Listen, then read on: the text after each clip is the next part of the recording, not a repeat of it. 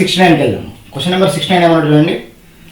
If the difference between compound test obtained by the process of compounding annually and the half yearly, annually and half yearly,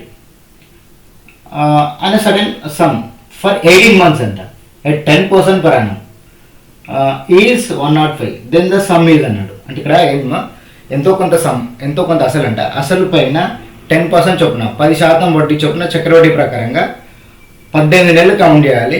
కాకపోతే first time ఏమో పరాణం లాగా అంటే వార్షికం చొప్పున, second time ఏం చేసిండు అర్ధ సంవత్సరం చొప్పున చేసిండు. అంటే వార్షికం చొప్పున అంటే 1.5 years అవుతుంది. అదే అర్ధ సంవత్సరం చొప్పున అంటే హాఫ్ ఇయర్ చొప్పున అంటే 3.5 years అవుతాయి. So rate of interest half తీసుకుంటాం. రేట్ ఆఫ్ ఇంట్రెస్ట్ హాఫ్ తీసుకున్న తర్వాత హాఫ్ ఇయర్నే 1 year లాగా ట్రీట్ చేస్తాం. 3 times తీసుకుంటాం. మన ఆ రెండింటికి డిఫరెన్స్ 105 rupees అయితే, ఇంట్రెస్టింగ్ క్వశ్చన్, ఆ రెండింటికి డిఫరెన్స్ 105 rupees అయితే మనకేం కావాలి, సమ్ కావాలి, అంటే అసలు కావాలి అంటున్నాడు. అసలు తెలియదు. సో మీకు తెలుసు కదా డిఫరెన్స్ ఎలా తీసుకోవాలి. సో జాగ్రత్త, 10% పరాణం లాగా తీసుకున్నాం. పరాణం అంటే 18 months కదా, టైం వచ్చేసి 18 months అన్నాడు, కన్ఫ్యూజ్ అవ్వద్దు.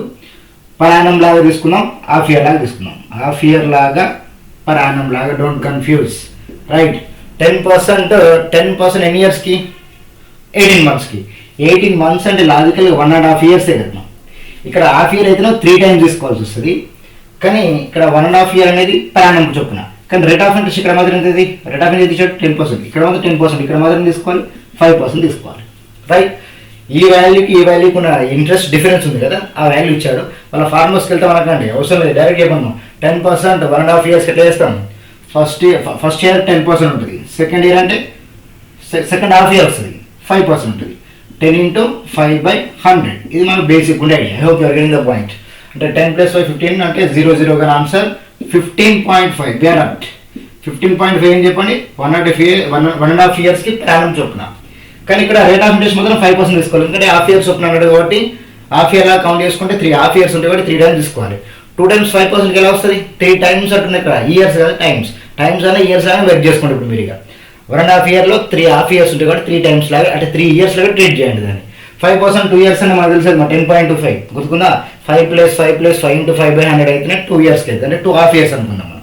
10.25 అంటే 10.25 ఏమో ఫస్ట్ 2 half yearsకి ప్లస్ 5 యాడ్ చేయాలి, మళ్ళీ ప్లస్ 10.25 into 5/100.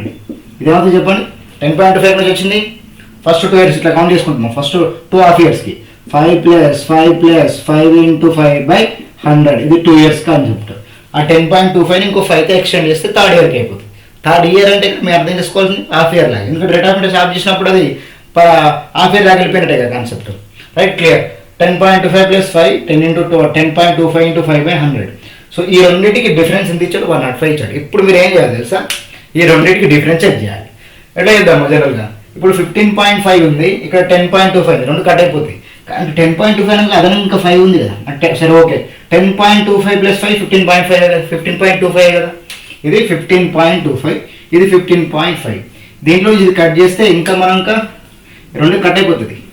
కానీ ఇది పెద్దగా ఉంది, దీనికంటే ఇది పెద్దగా ఉంది కదా. ఈ మీద వాల్యూ అట్లా ఉన్నాయమ్మా. అండ్ ఇంకా ఈ 15.5 నుంచి 10.25 + 5 అంటే 15.25ని 15.5 నుంచి కట్ చేస్తే ఇంకా 0.5 కట్ చేయాలి దీంట్లో. ఇంకా ఇది ఎక్కువ ఉంది, ఇది తక్కువ ఉంది కదా. దీంట్లో మిగిలిన వాల్యూ దాంట్లో కట్ చేయాలి ఇంకా మనం. అంటే ఇప్పుడు మన ఫైనల్ టాస్క్ ఏంది, 10.25 into 5/100లో నుంచి ఎంత కట్ చేయాలి, 0.25 కట్ చేస్తే ఆ వచ్చిన వాల్యూ 105 అవుతుంది. సరే link. I hope you're getting. ఈ 0.25 నుంచి వచ్చింది 15.5ని 15.25 నుంచి 15.5 కట్ చేసి ఇంకా 0.25 కట్ చేయాల్సి వస్తాయి కదా, అది కూడా నెగిటివ్లో ఉంటుంది కదా. అంటే మిగతా దాంట్లోకి వెళ్ళి 0.25 కట్ చేయాలి.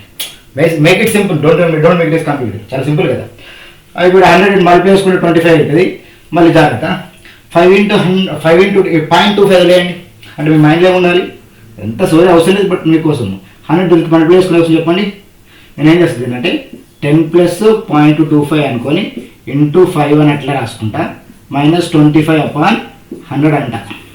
మీ కంఫర్ట్ కోసమే, ఎందుకంటే మీకు ఈజీ క్యాలిక్యులేషన్ పర్పస్లో నేను డైరెక్ట్ అంతే చెప్పొచ్చు, ఆన్ ది స్పాట్ చెప్పొచ్చు మనం.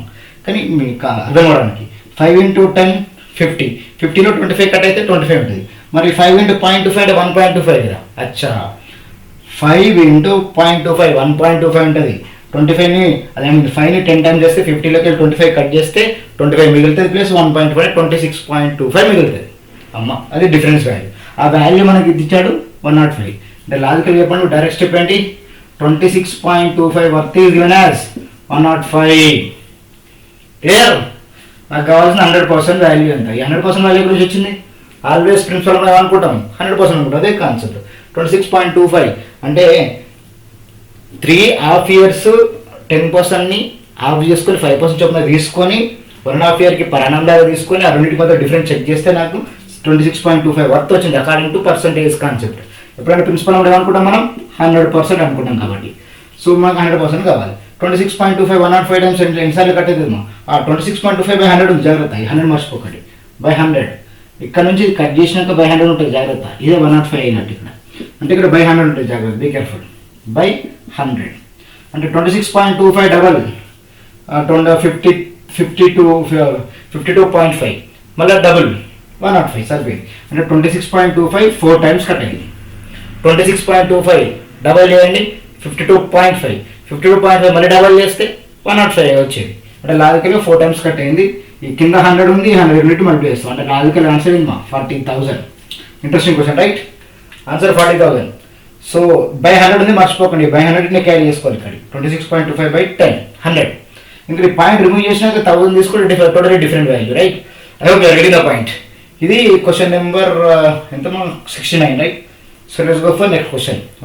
రైట్, నెక్స్ట్ క్వశ్చన్ 69 అయిపోయింది. ఇప్పుడు నెక్స్ట్ 70. చూడమ్మా, a started a business by investing 18,000 and after 3 months B joined with him with a capital in the 24,000. From then after 6 more months C joined with a capital of 36,000. Okay, at the end of the year the share of C if the total profit is in the total profit is 12,000.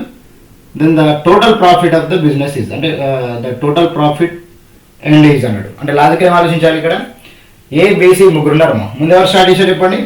A started business ఇంతతో 18,000 వీడైతే 3 months తర్వాత B వచ్చి 24,000 అన్నాడు. మళ్ళీ 6 more months తర్వాత C వచ్చి 36,000 అన్నాడు.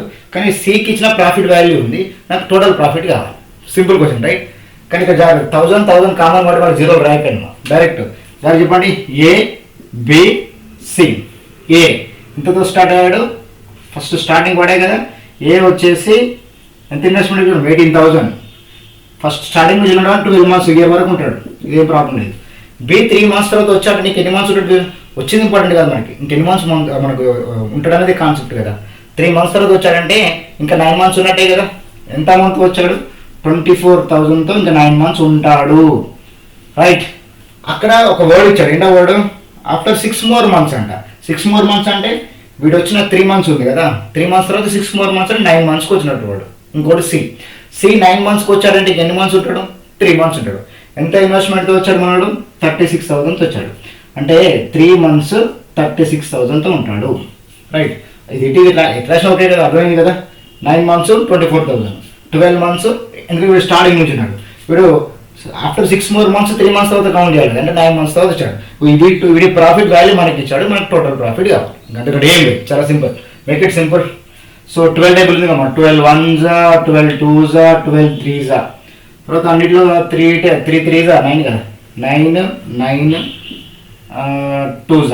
అంటే logical ఏమొస్తుంది ఇక్కడ మనకి 2:1. ఎస్, 2 parts ఏకి 2 parts బికి 1 part సికి.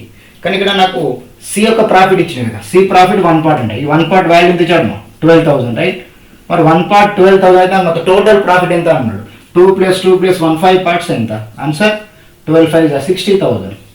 Answer is what? 60,000. Clear cut story, right? So 5 parts అడిగిండు, 1 part ఇచ్చిండు, సి యొక్క ప్రాఫిట్ ఇచ్చిండు. ఇక్కడ జాగ్రత్త, ఆఫ్టర్ 6 more months అన్నప్పుడు జాగ్రత్తగా ఉండండి. అంటే 3 months తర్వాత 6 months కౌంట్ చేస్తే 9 months తర్వాత వచ్చినట్టు వాడు. అట్లా వెళ్ళిపోవాలి మైండ్ సెట్. ఓకే, ఇది ఒక question. Let's go for next level.